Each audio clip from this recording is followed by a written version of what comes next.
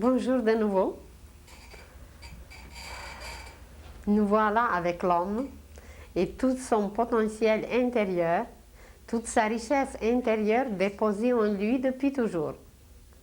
Seulement, maintenant, pour la première fois, il commence à s'en apercevoir qu'il possède ces richesses et il va commencer bientôt à les utiliser. Nous étions comme un cultivateur qui possède un grenier immense. Et ce grenier immense, c'est justement les pensées de l'univers entier, mais il ne faisait rien avec son grenier. Il le gardait et il n'a jamais sémé rien. Alors l'humanité est comparable avec un bon cultivateur qui possède des richesses inouïes, mais qu'il ne les reproduit pas. Alors on ne peut rien récolter puisqu'on ne sème rien. Vous allez dire que quand même, quelquefois, peut-être on a sémé un peu. C'est très possible, mais très peu. La plupart des humains restent sans rien faire, et puis le temps passe, et puis l'âme ne peut pas éveiller la conscience en nous, car elle s'éveille seulement à travers les actes, à travers les expériences.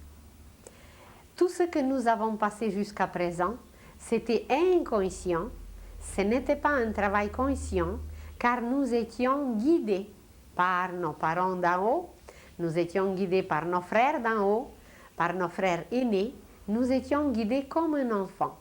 Et comme un enfant ne produit rien, il s'amuse, il fait des petites maisons, il bâtit même, mais ce sont des châteaux de cartes et tout tombe après, ce n'était pas un travail sérieux. Alors l'humanité aussi, elle a passé par des expériences, elle a passé par beaucoup de choses, par l'apprentissage même, seulement, ce n'était pas le travail encore vrai, ce n'était pas le travail au point de vue cosmique.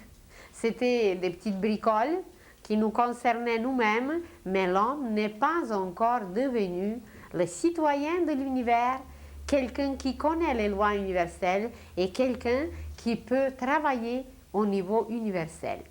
C'est maintenant que le choix nous appartient et c'est maintenant que l'homme va commencer seulement à se diriger vers cette direction pour pouvoir travailler un jour au niveau universel, au niveau cosmique. Car nous devons devenir, comme tous les autres qui ont passé par les mêmes degrés que nous, les anges, les archanges, les archers, les chérubins, les séraphins, les volontés et d'autres, les trônes, nous devons les atteindre, se diriger vers la même direction, ce que Jésus nous a indiqué, soyez parfaits comme votre Père Céleste est parfait, mais nous n'avons même pas commencé.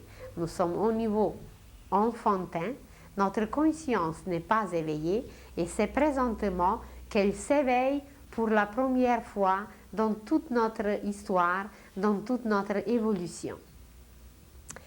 Et nous nous sommes dit déjà que tout est déposé en nous comme un germe, comme des germes que nous devons arroser et que nous devons faire croître, faire pousser. Et c'est de nos germes que nous allons nous occuper à travers la connaissance de soi, à travers cette phrase magnifique que Socrate nous a livrée, qui est « Connais-toi toi-même ». L'homme, à part du corps physique, nous nous sommes dit déjà qu'il possède, qu'il est composé du corps éthérique qui l'interpénètre, et ce corps, il est partout. Il nous entoure comme un fluide, il entoure chacun de nos organes. Notre cerveau est baigné dans le cerveau éthérique. Parce que la vraie vie que nous recevons de l'univers, que nous recevons du centre de la Terre, la vraie vie circule dans nos cellules éthériques qui sont en dedans des cellules physiques. Et les cellules physiques, c'est juste une enveloppe. Comment comparer? Imaginez que vous portez dans un panier la nourriture. Mais ce n'est pas le panier la nourriture, c'est la nourriture qui est le vrai et le panier c'est juste le contenant. Imaginez que vous avez soif et que vous voulez boire de l'eau.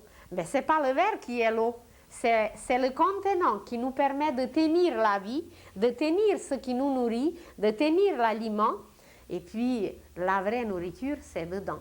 Alors, nos cellules physiques, telles que l'anatomie, la science, la médecine les connaît, ce sont des petits paniers, ce sont des petits contenants, des petits paniers qui ressemblent à une poire un peu rallongée ou comme un cœur.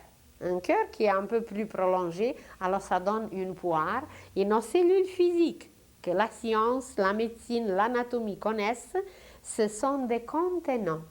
C'est pas là que la vraie nourriture, la vraie lumière doit circuler, c'est dans nos cellules éthériques qui se trouvent dans ces petits paniers. Ben, supposez que nous pouvons même plier nos mains de cette façon. Nos mains pliées ainsi donnent une petite poire, un petit panier. Dans ce petit panier doit circuler la vie et dedans se trouvent des cellules éthériques. Et des cellules éthériques ont la forme des cristaux. Mais ces cristaux aujourd'hui sont un peu trop opaques, un peu trop sales. Il faut les nettoyer, il faut les purifier pour que tous ces déchets qu'on a accumulés depuis très longtemps, pour que ça s'en aille. Et la preuve de ces déchets, c'est la fatigue. Quand dans nos cellules éthériques, la lumière ne circule pas comme il faut, c'est que ces cellules se crispent, ces cellules se ferment, elles deviennent comme un fruit séché. Ça veut dire le jus de la vie, la sève de la vie s'en va et puis elle ne circule plus. Alors elles deviennent desséchées, elles peuvent devenir abîmées à la longue et puis voilà la maladie. C'est d'abord dans les cellules éthériques que la maladie apparaît et dans les cellules physiques, c'est à la fin, en dernier. Alors, l'homme doit être au courant de sa constitution. Il doit savoir où est sa vraie vie, où est sa vraie circulation. Même les cellules du sang sont les porteuses de la vie de l'âme. Parce que chaque cellule du sang, il y a les globules rouges et il y a les globules blancs. Les globules, c'est masculin? Une, les globules blanches. Alors, dans nos globules, c'est déjà la polarité de deux principes, blanc et rouge, sagesse et amour, déjà dans le sang. Mais on ne sait pas que chacune de nos cellules sanguines, elle est entourée, elle est transpercée par une cellule éthérique qui est comme un petit cristal, un minuscule cristal. Et si vous prenez le charbon, si vous prenez la terre la plus épaisse, la plus opaque, quand elle est purifiée, elle devient cristalline, elle devient le cristal. Et c'est pour ça que le cristal est le symbole de la pureté. Et c'est pour ça que le cristal nous exprime, parce que dans nos petits paniers, le vrai contenu, c'est nos cellules éthériques en forme de cristaux. C'est la vie qui circule dans nos cellules. Et quand cette vie ne circule pas, eh bien ces cellules sont crispées, desséchées, et voilà d'abord la fatigue, après la tristesse, après la souffrance, et après la maladie, et après la mort qui s'installe en elle. Et qui propulse sa lumière, sa vie dans ces cellules? Nous la recevons de l'extérieur aussi. Mais avant de la recevoir de l'extérieur, nous avons une source intérieure. Nous nous sommes dit, quand une âme descend sur la terre, elle propulse un atome permanent, et c'est à travers cet atome permanent qui est décrite, qui est déterminée la durée de la vie. Alors cette durée de la vie, elle se trouve déjà dans l'atome germe. Et à travers l'atome germe, l'âme propulse sa puissance. Et sa puissance parle, comme l'atome germe est déposé dans le ventricule gauche du cœur, à travers cet atome, cette force vitale, cette force de la vie se propulse, comme c'est dans le cœur, ça vient du cœur dans le sang, et à travers le sang, ça nourrit toutes nos cellules. Donc la vraie source de notre vie, de la vraie lumière qui nous nourrit, c'est notre âme. Et ce n'est pas tout. Parce qu'elle est liée au courant de l'esprit qui n'est pas encore installé en nous. Et tout au long de notre colonne vertébrale se trouvent 3 courants. Au long de la colonne vertébrale, il y a 3 courants. Et ces 3 courants expriment toute notre nature triple. Il y a le courant de la personnalité que vous voyez ici, le courant de la personnalité qui a ses racines dans nos narines et qui par la suite mène jusqu'à la base de la colonne vertébrale. Par la suite, on a un autre courant qui est le courant de l'âme. Et ce courant de l'âme, il contient justement le fluide de l'âme, le fluide blanc qui circule dans tout notre organisme. Et ces 2 courants, pour l'instant, juste un fonctionne, c'est celui de la personnalité, et le courant de l'âme ne fonctionne pas parce qu'on n'est pas au courant, on ne sait pas comment travailler, on ne sait pas quoi faire. Alors juste le courant de la personnalité travaille, et c'est pour ça que nous, on a une position au niveau invisible, on a une position penchée. L'homme n'est pas droit, l'homme ne peut pas agir droitement parce que dans son organisme, autour de sa colonne vertébrale, il y a juste un courant qui fonctionne. Le courant de l'âme ne circule pas, la circulation ne se fait pas. Et vous voyez en plus au milieu un 3e courant, c'est le courant de l'esprit. Il ressemble sur l'image, il est blanc. Mais il y a quelques petites couleurs, d'autres couleurs, c'est qu'il va avoir, quand ce courant va fonctionner chez l'homme, il va avoir la couleur du diamant. L'homme va devenir comme un diamant parce qu'il va projeter toutes les couleurs du spectre avec leurs ramifications. Et voilà, ces 3 courants, quand ils vont commencer vraiment à fonctionner, c'est là que l'homme va devenir tout puissant, que l'homme va devenir parfait, que l'homme pourra accomplir des miracles, l'homme va devenir comme Jésus était. Et ces 3 courants, quand toute circulation va être correcte, l'homme va commencer, ou plutôt ces courants, l'homme par son comportement, va obliger ces courants de se fusionner. Ils vont se fusionner et l'homme va devenir tout puissant. C'est là qu'il va devenir un vrai créateur, un vrai citoyen de l'univers, un vrai réalisateur de la pensée, de l'énergie, de l'amour divin. Pour l'instant, c'est juste un courant qui fonctionne et ce seul courant fait qu'on est comme un être un peu déséquilibré, penché, et d'ailleurs, ça s'exprime à travers l'axe de la Terre.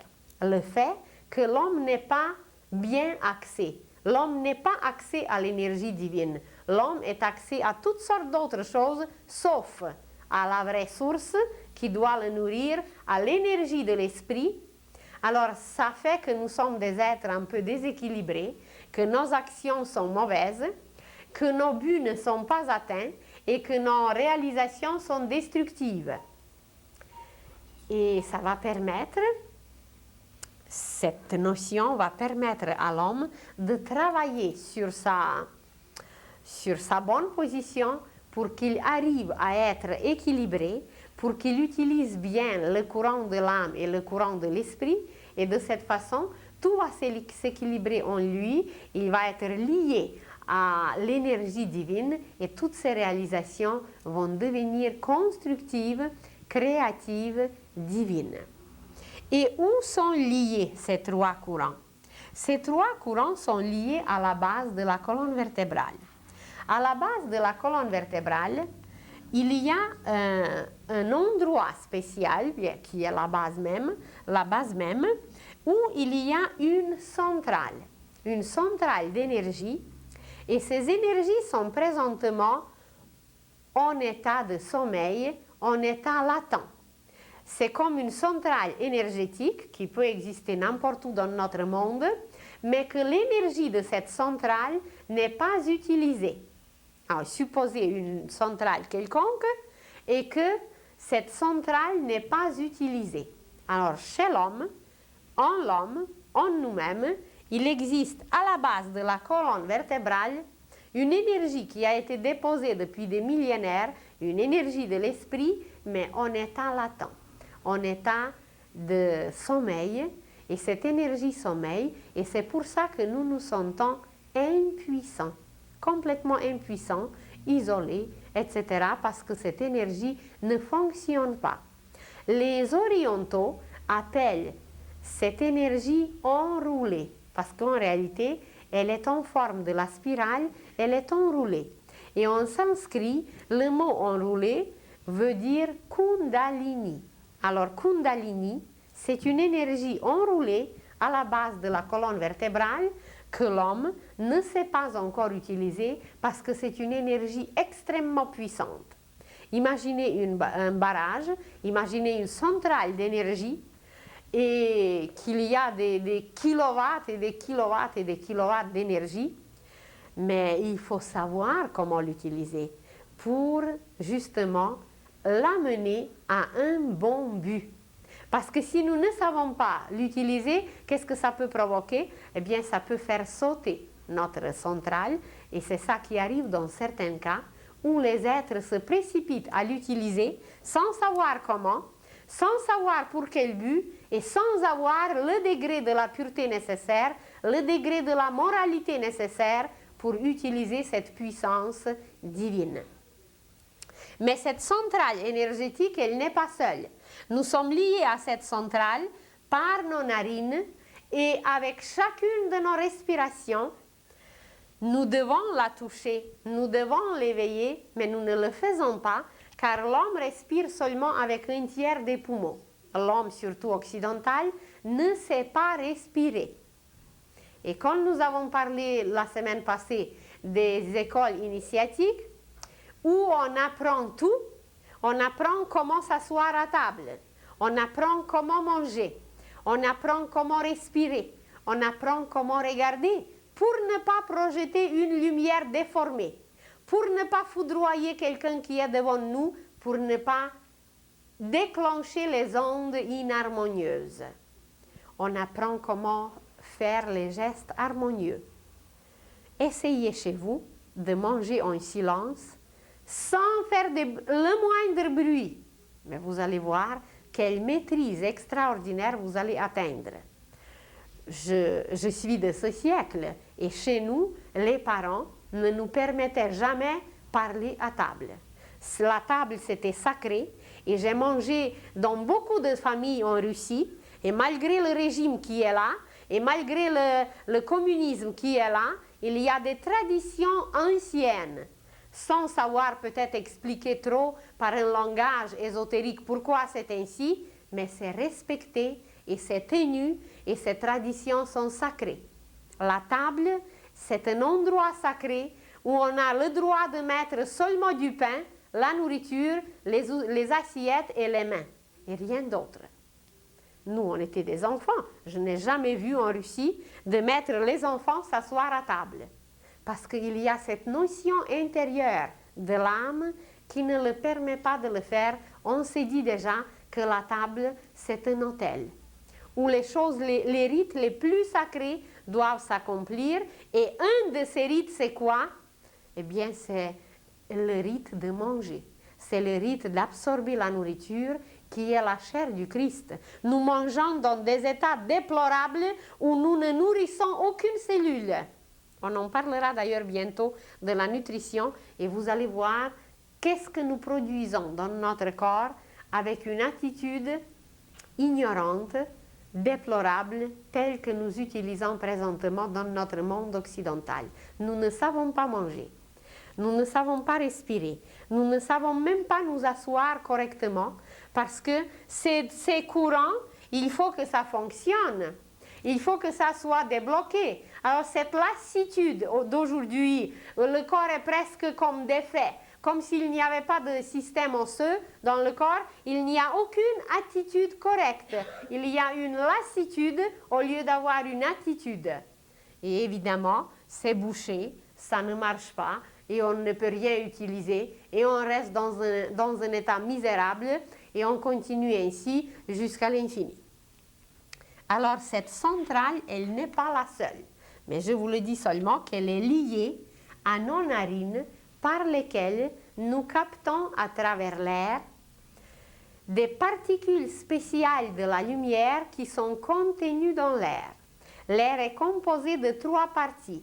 Il y a une coquille, il y a un contenant, il y a une pulpe dans l'air et il y a un noyau.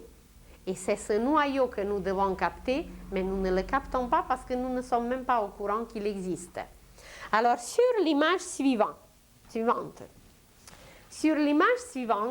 vous allez voir cette centrale première à la base de la colonne vertébrale qui est appelée aux Indes un lotus. Alors, tout au long de la colonne vertébrale, vous voyez des lotus. Ce sont des fleurs magnifiques au nombre de pétales différents, parce que chaque lotus a son nombre de pétales. Et pourquoi le lotus? Parce que c'est une plante qui passe par 3 mondes pour donner sa beauté, pour donner son parfum. Ses racines sont enracinées, enterrées dans la boue, dans le sol, dans la terre très gluante, et à travers cette terre, à travers comme ça, à travers ses racines, le lotus représente le plan physique. À travers l'eau, où traverse sa tige, où est placée sa tige, le lotus correspond au plan astral d'en bas et au plan spirituel d'en haut. Et à travers l'air, où est située sa fleur, son parfum, le lotus correspond au plan divin et au plan mental. Alors c'est une plante parfaite qui est liée aux 3 mondes et c'est pour ça que les initiés de jadis ont pris cette fleur pour la placer, pour montrer son symbolisme et sa correspondance avec nos fleurs en nous. Et ceux qui ont la télévision en couleur, ils voient aussi les couleurs différentes de ces lotus. À la base de la colonne vertébrale, il y a un lotus aux 4 pétales. Après, il y a un lotus aux 6 pétales. Après, il y a un lotus aux 10 pétales. Après, un autre aux 12. Après, aux 16. Après, aux 98. Et après, aux 1000. Alors, le nombre de ces pétales est différent. Et ce nombre correspond à beaucoup de choses. Mais cette image que vous voyez ici, c'est une image qui est présentée au public pas trop renseigné, ce qui est appelé les profanes. C'est présenté aux profanes et les fleurs s'appellent les lotus, mais en réalité, il s'agit des centrales énergétiques de l'énergie de l'âme. L'âme qui siège dans le sang et qui nourrit le corps entier, mais qui nourrit non les paniers, non seulement les paniers, ça veut dire les contenants, les cellules physiques, mais l'âme nourrit les cristaux qui se trouvent dans les paniers. Comme si vous placez, n'oubliez pas l'image, la nourriture dans un panier. Alors pour vous, ce n'est pas le panier qui a la nourriture, c'est la nourriture même qui a une valeur, tandis que le panier, alors c'est un objet pour contenir la nourriture. Et voilà, l'âme nourrit les cellules éthériques qui nous donnent la nourriture, et cette nourriture, c'est la lumière. Il y avait jadis un sage qui s'appelait Zoroastre. Et lui, quelqu'un lui a demandé comment le premier homme s'est nourri. Et il a posé la question à Dieu, qui s'appelait Ormuzd, Il a posé la question, il dit comment se nourrissait le premier homme? Et il a reçu la réponse, le premier homme mangeait du feu et buvait la lumière. Et c'est littéralement vrai parce que nos cellules, s'il n'y a pas de chaleur que l'âme projette à travers le courant de la vie dont on a parlé, qui est enraciné dans le cœur, qui projette une température constante. Notre température du corps ne change pas, à moins qu'on a débalancé quelque chose et qu'on a la fièvre. Mais la température, la chaleur du corps est stable. Et cette chaleur, c'est du feu. Et avant de manger quoi que ce soit, nous devons posséder ce feu. Nos cellules doivent manger ce feu, ça veut dire avoir une température stable. Quelqu'un qui a la fièvre, il n'a pas d'appétit. Et quelqu'un d'où cette chaleur, ce feu s'est retiré, ben, il n'a plus besoin de manger. C'est vrai? Alors c'est vrai. Un mort, ben, il est encore là. C'est le même corps, c'est les mêmes mains, c'est le même nez, c'est les mêmes cheveux. Tout est la même chose. Qu'est-ce qui lui manque? Ben, c'est ce feu. C'est ce feu sacré entretenu par l'âme. Et pourquoi on ne l'aime plus? Ben, parce qu'il n'a plus de chaleur. Il n'a plus de feu. Et qu'est-ce qu'on a aimé en lui? On a aimé ce feu. Et nous ne savons pas. Les amoureux, ils ne savent pas pourquoi ils s'aiment. Et qu'est-ce qu'ils aiment? Ben, il aime cette chaleur vivante. Et plus la chaleur est grande, plus on s'aime. Et on va apprendre à aimer. On va apprendre à bien distribuer cette chaleur. Parce qu'aujourd'hui, on ne sait pas comment la donner. On ne sait pas à qui la donner. Les jeunes filles vont apprendre des lois précises, spéciales, pour savoir comment donner leur chaleur, comment nourrir par leur feu et qui doit être nourri par leur feu. Ce sont des choses simples, mais on ne le sait pas. Alors la première nourriture de notre corps, c'est pas le pain, c'est pas l'eau, c'est pas la nourriture solide, c'est la chaleur, le feu que l'âme distribue.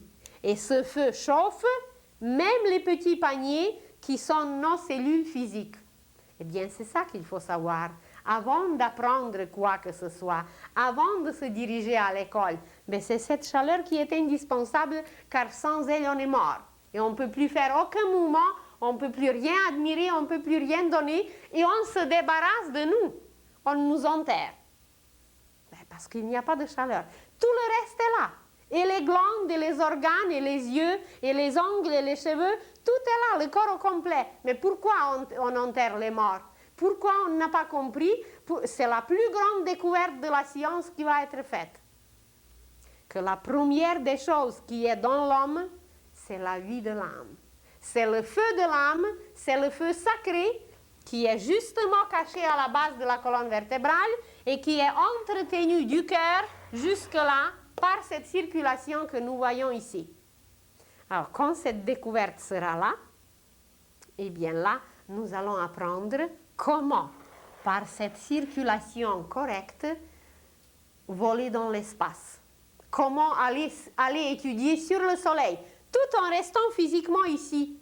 Mais cette force va propulser notre conscience et la conscience va voyager dans l'espace, comme les initiés le font aujourd'hui.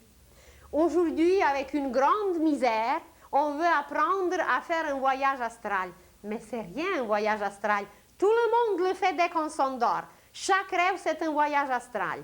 Conscient ou inconscient, le voyage astral, tout le monde le fait, on le fait, mais dans la plupart des cas, on reste dans notre atmosphère polluée.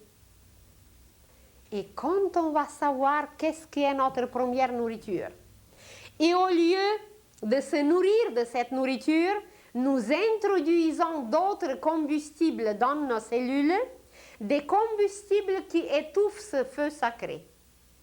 On va parler de la nourriture, on va parler de la cigarette, et vous allez voir que les humains volontairement introduisent en eux des combustibles qui étouffent le feu sacré et qui ne permettent pas aux cellules d'entretenir ce feu sacré, cette chaleur constante. Et quand la chaleur n'est pas constante, l'âme ne peut pas s'exprimer, le génie ne peut pas travailler, et que voilà, on est les abrutis, on est les stupides, on est les ignorants depuis des millénaires. Mais ce n'est pas ça qu'on attend de nous. On attend de nous qu'on soit intelligent, qu'on soit lumineux parce que tout y est, mais on ne l'utilise pas.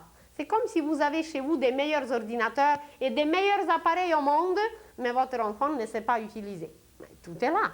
Et le courant est là et les appareils sont là, c'est juste de les brancher. Mais pour nous, c'est un peu pareil. C'est juste de se brancher et puis ça va fonctionner à merveille. Parce que tous les appareils les plus merveilleux sont là. Mais au lieu de se brancher, on étouffe même le moindre l'effort de l'âme pour entretenir la chaleur. Et qu'est-ce qu'on se met? On se met par les drogues, on se met par tous ces combustibles qu'on introduit par force dans le corps. On se met dans des états, mais dans des états déséquilibrés, déplorables. C'est vraiment indigne d'un homme. Et la première notion, c'est ce feu par lequel nous devons nous nourrir. Il y a dans l'histoire humaine, il y a des êtres qui n'ont jamais pris la nourriture physique solide. Il y avait une Allemande, Newman, qui mangeait une hostie par jour. Mais vous connaissez l'épaisseur d'une hostie, comment elle est épaisse. Elle ne mangeait rien d'autre des années et des années et des années. Mais comment se fait-il que son corps vivait et qu'elle était toute lumière? Mais parce qu'elle se nourrissait du feu. Elle se nourrissait de la lumière de l'âme qui circule en elle. Il y a des yogis, il y a des sages, il y a des maîtres qui n'absorbent presque jamais la nourriture solide. Et ils se nourrissent de quoi? De cette chaleur. Ils se nourrissent de ce feu qu'ils boivent, qu'ils mangent à travers leurs cellules et de la lumière qu'ils boivent directement du soleil. Et l'humanité va se libérer des combustibles qui étouffent ce feu. Et le premier de ces combustibles, c'est le carnivorisme. Elle va se complètement libérer des cellules animales qu'elle introduit dans ce feu. Et quand on introduit quelque chose qui ne nous convient pas, eh bien, imaginez que vous mettez du bois, juste du bois humide sur votre feu, qu'est-ce que ça fait? Mais ça fait l'étouffer. Et nous étouffons intérieurement, comme l'humanité étouffe extérieurement, parce qu'on n'a pas la première des premières notions qu'on est nourri d'un feu, et qu'on est abreuvé d'une lumière solaire. Que sans cette lumière solaire, rien au monde ne poussera, rien au monde n'existera, même pas notre feu. Alors, quand est-ce que ces notions de base, mais de base que même les enfants, les bébés vont le savoir, quand est-ce qu'on va les apprendre et quand est-ce qu'on va commencer à se comporter comme il faut? Alors, ces fleurs, ces lotus, sont appelés autrement les roux. Les roux, c'est un mot qui est traduit du sanskrit, et en sanskrit, le mot roux veut dire chakra. Vous avez sûrement entendu parler de chakra, des chakras, et le chakra ne veut dire rien d'autre, ce n'est pas un miracle, c'est une roue. C'est une roue qui a un centre, qui a la même structure que n'importe quelle roue dans notre monde, qui a un point central, et de ce point central, il y a des rayons. Et ces rayons, en nous, sont en forme de pétales. Ce sont des rayons un peu plus élargis, et à travers ces rayons, l'âme propulse, projette ses énergies. Et chaque centrale propulse une énergie différente. Et nous en avons 7 centrales principales. Parce qu'il y a d'autres chakras qui ne sont pas ici. Par exemple, il y a un chakra dans la nuque. Et le chakra de la nuque, surtout chez les femmes, est extrêmement sensible. Et ce n'est pas conseillé aux femmes de dévoiler ce chakra de la nuque. Il faut l'avoir ou caché un peu avec le col, ou avec un foulard, ou avec les cheveux, mais il ne faut pas le dévoiler parce que la femme ne sait pas se protéger encore. Et c'est à travers ce chakra qu'elle reçoit des influences négatives. Vous pouvez faire l'expérience et vous regardez quelqu'un dans la nuque avec un regard fixe et avec une idée dans votre tête et la personne va se retourner immédiatement. Ou peu de temps après, c'est qu'elle reçoit à travers ce chakra de la nuque, elle reçoit les influences extérieures les plus négatives. Alors ce chakra dont je parle n'est pas là. Il y a un autre chakra dans le ventre. On n'en parle pas présentement, mais on parle seulement des chakras principaux, des centrales principales à travers lesquelles l'âme envoie ses énergies. Et je vous ai dit que cette image que vous voyez ici, c'est une image pour les profanes. Dans les écoles orientales, on présente cette image à n'importe qui, parce que là-bas, il y a beaucoup de clairvoyants, et chaque guérisseur et presque chaque médecin, il voit les chakras. Parce qu'avant qu'une maladie commence, par exemple la maladie du foie, 6 mois avant, la partie astrale, ça veut dire la partie aurique, l'aura, chaque organe projette sa couleur dans l'aura, ça forme l'aura de la santé, l'aura vitale. Alors l'aura vitale rabaisse ses vibrations des mois avant que la maladie apparaît. Et quand il y a un clairvoyant qui voit l'aura comme ça, eh bien il va dire tu vas faire ça et ça pour ton foie pour prévenir ta maladie. Et c'est les médecins comme ça que nous aurons bientôt. Nous aurons les médecins clairvoyants qui vont voir à travers l'aura quelle couleur est rabaissée, quelle couleur est affaiblie et à quoi cette couleur correspond. Et il va déterminer immédiatement qu'est-ce qu'il faut faire pour la personne pour que la maladie n'arrive pas. Ça va être une médecine préventive. Quelquefois, peut-être quelques petites herbes naturelles complètement, et ça va être tout. L'équilibre va être rétabli.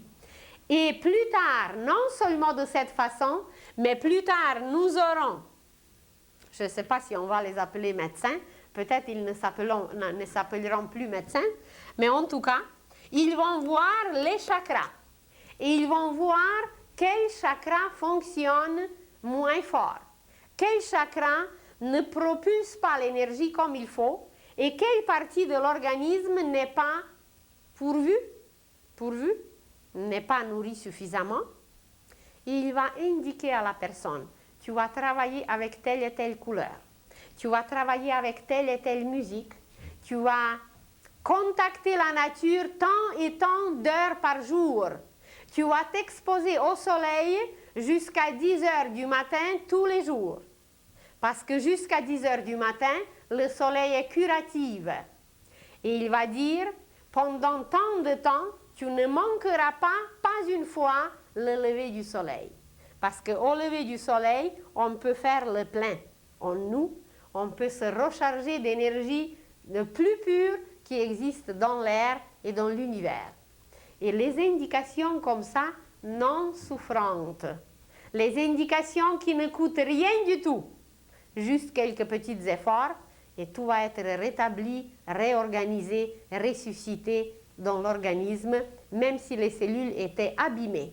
Parce que quand nous mettons en contact notre plexus solaire avec le soleil, où il y a aussi un cœur, et ça c'est le cœur initiatique, eh bien la circulation se fait, et même les cellules abîmées, à travers cette pharmacie dont on a parlé déjà, tout est complètement rétabli.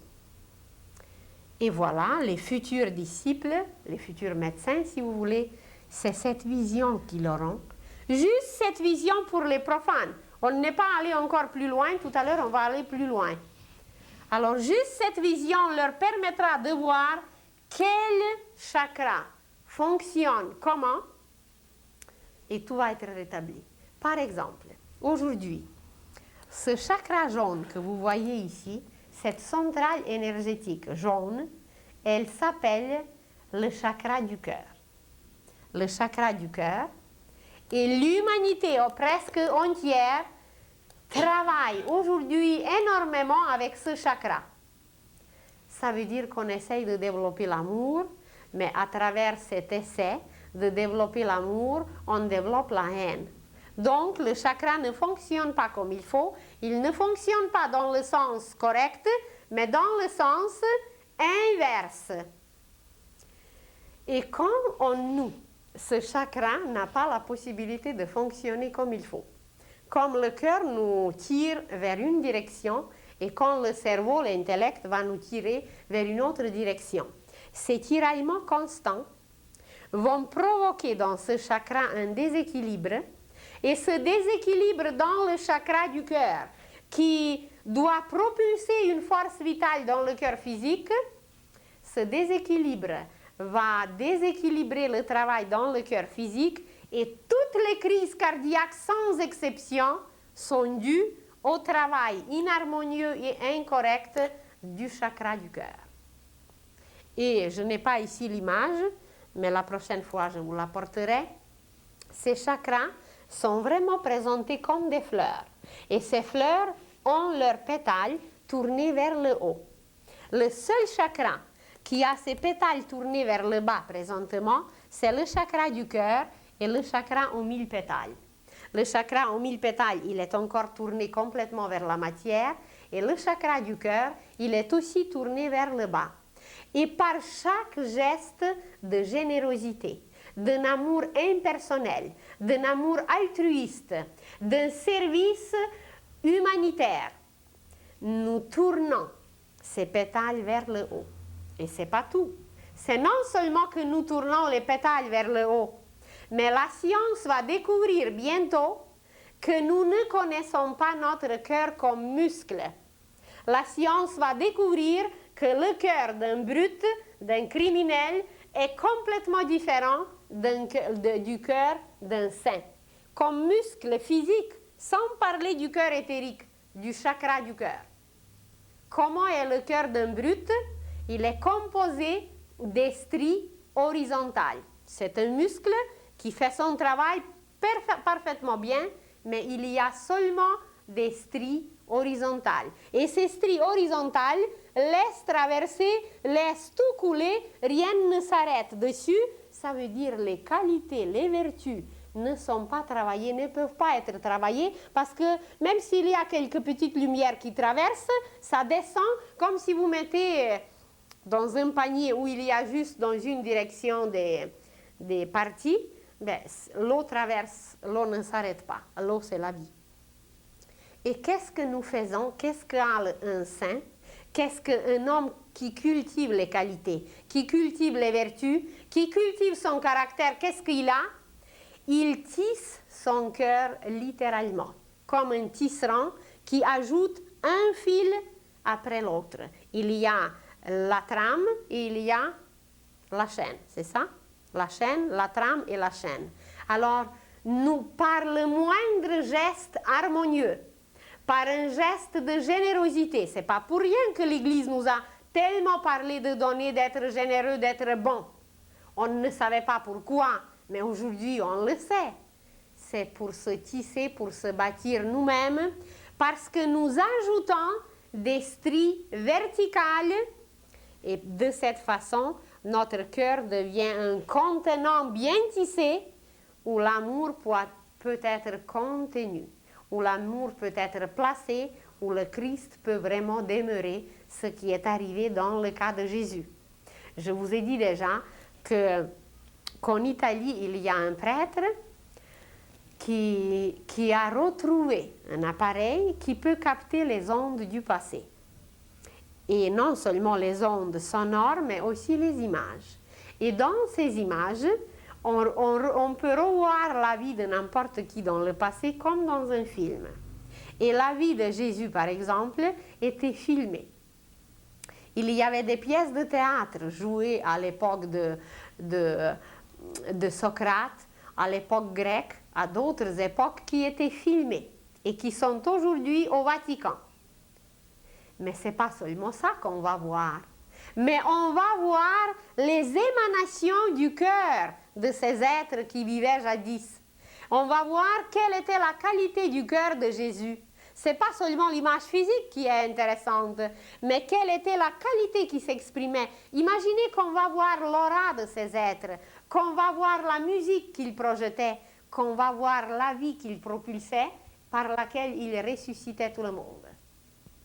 Eh bien, c'est ça qui est intéressant et c'est ça que nous devons faire aujourd'hui, de nous vivifier et de permettre à la lumière de circuler au lieu d'étouffer tout ce qui est en nous.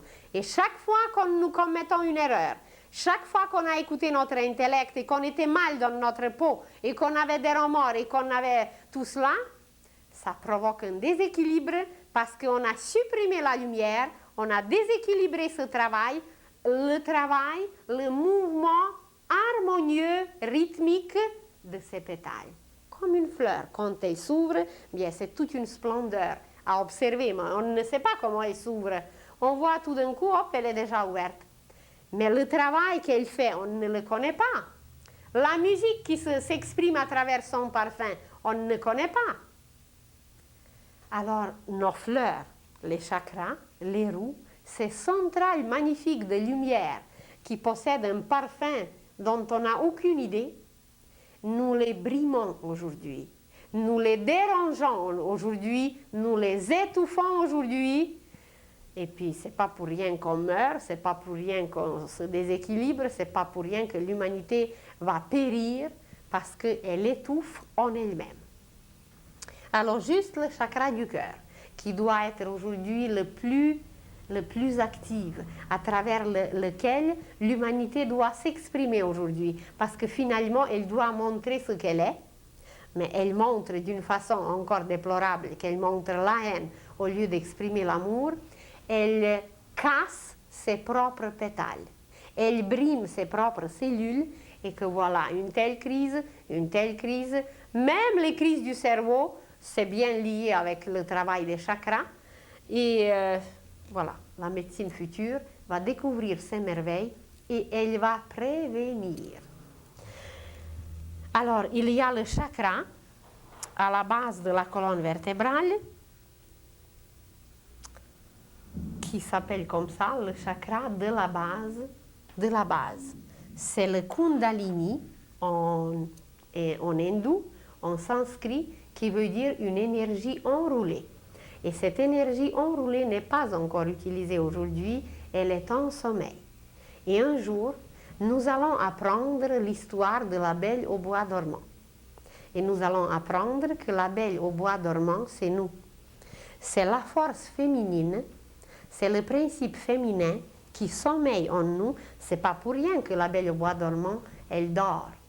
Et cette Belle au bois dormant, elle dort en nous. Et nous, c'est la forêt, une forêt extraordinaire qu'on ne connaît pas. On tâtonne dedans, on ne connaît pas notre forêt. La forêt, c'est la vie, mais on est perdu dedans. Et voilà, qu'est-ce qu'il va arriver à cette Belle au bois dormant? C'est que le prince qui est en haut, nous, on est un prince en même temps. On a les deux principes en nous. À travers les courants que vous voyez ici, le courant de la personnalité et le courant de l'âme, c'est le courant masculin et le courant féminin. Et voilà, la femme, elle est en bas, le principe féminin, il est en bas, et le principe masculin, il est en haut. Et ce prince qui doit se manifester à travers la lumière, à travers le chakra aux 1000 pétales en haut, il descendra par le courant du milieu jusqu'en bas, avec une douceur infinie, et il va toucher ce principe féminin. Et c'est ça le baiser du prince. C'est en nous-mêmes. Je vous ai déjà dit qu'il n'y a rien extérieur, tout existe en nous. Mais on ne sait pas qu'il y a un prince et une princesse en nous, qu'il y a la puissance de l'âme qui est la princesse et il y a la puissance de l'esprit qui est le prince. C'est deux courants en nous, tout simplement. Et chacune a ses chemins, ses voies.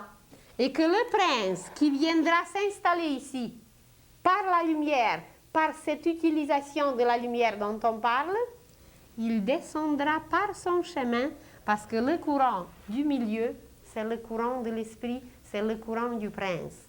C'est le chemin du prince. Et il viendra, voilà, et par un baiser doux, c'est pour ça que la violence n'est pas pour nous. C'est pour ça que l'arrogance, l'agressivité et toutes ces qualités animales, ce n'est plus pour nous. Parce que nous devons travailler avec ce prince intérieur et avec cette princesse. Ils ne connaissent rien que l'amour. Nous sommes des êtres de l'amour, mais nous nous brimons nous-mêmes, nous nous étouffons nous-mêmes par la détestation, par la haine, par la jalousie, par l'envie, par tout ce qu'on cultive aujourd'hui.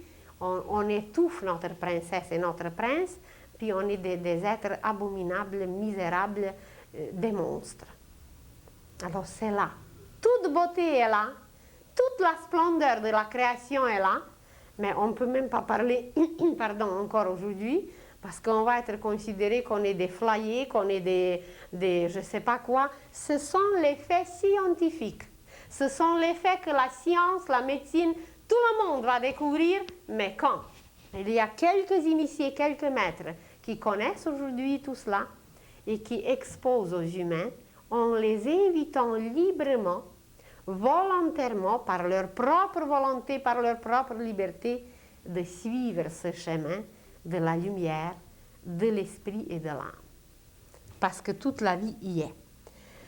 Et que voilà, ce chakra, et c'est la vraie belle au bois dormant. C'est notre beauté intérieure. Et quand nous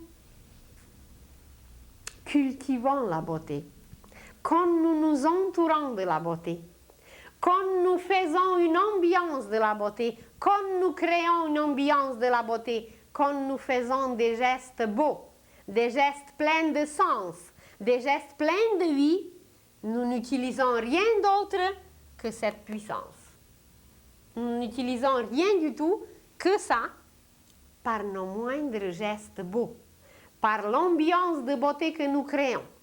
Et quand nous parlerons de la femme, vous allez voir que c'est la femme qui va devenir une inspiratrice de l'humanité. C'est la femme qui doit créer une atmosphère, une ambiance de beauté en utilisant ce principe féminin qui est caché en chacun. L'homme aussi peut l'utiliser parce qu'en l'homme aussi il est caché. Alors les deux donc, mais c'est surtout la femme parce que par son corps physique, par son symbolisme, elle est le symbole de la beauté. Et c'est elle qui doit enflammer les cœurs humains et qui doit les inviter à utiliser cette puissance de beauté qui sommeille en nous et qui nous permettra d'accomplir des miracles. Et après ce chakra, il y a un autre chakra, une autre roue, qui est le chakra de la procréation. Ce chakra fonctionne aujourd'hui partout, mais personne n'est au courant comment.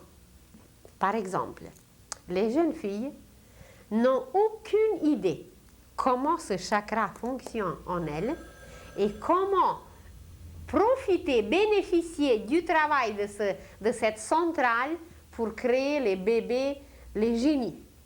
Et les jeunes filles vont apprendre comment se laisser pénétrer, par qui se laisser pénétrer, à quel moment se laisser pénétrer, pas par n'importe quel vagabond, pas par n'importe quel criminel, mais par des êtres avec lesquels elle peut vibrer au même degré. Mais il faudrait peut-être connaître un peu le côté de vibration. Il faudrait connaître un peu le côté des émanations, qui est le côté parfum, le côté beauté. Alors, il y aura quelques petits apprentissages à faire et une ou deux lois. Et elle va savoir que si elle se laisse pénétrer pour la première fois par n'importe qui, avec qui elle n'est pas en harmonie, qu'elle va porter en elle cette inharmonie toute sa vie et que toute sa progéniture sera marquée. Parce que c'est une loi qui agit que la première empreinte, elle reste. Mais il faut les éduquer aujourd'hui, il faut les apprendre. Et déjà, à l'époque lémurienne, on savait cela. Bien, on a oublié, et puis aujourd'hui, on se comporte comme des animaux. Pire, parce que les animaux ont un choix, mais les humains n'en ont pas. Alors, voilà, ça c'est le chakra de la procréation qui permettra surtout aux jeunes d'accomplir des transformations miraculeuses sur la terre, car la femme transformera la terre quand elle apprendra le fonctionnement de ce chakra et quand elle apprendra comment travailler sur le bébé avant qu'il vienne de naître. ça s'appelle l'éducation prénatale ou la galvanoplastie spirituelle. Et alors, par la galvanoplastie spirituelle, qui est enseignée par le maître Omraam Mikhaël Ivanov dans son volume L'alchimie spirituelle, c'est par la galvanoplastie spirituelle que la femme apprendra comment transformer l'enfant et elle apprendra comment transformer l'humanité. Mais avant de cela, il faut qu'elle se connaisse, il faut qu'elle sache qu'il y a des centrales magnifiques en elle et que c'est à elle de savoir comment les diriger, pour qui les utiliser, comment les donner et comment agir avec cette richesse inouïe qui se trouve en elle. La prochaine fois, nous allons encore continuer sur ces centrales car c'est une matière d'une richesse inouïe et ça nous permet peut-être de nous apprécier davantage et de nous connaître un peu plus. Je vous remercie bien pour aujourd'hui. Je vous souhaite une bonne semaine et bonjour à tous.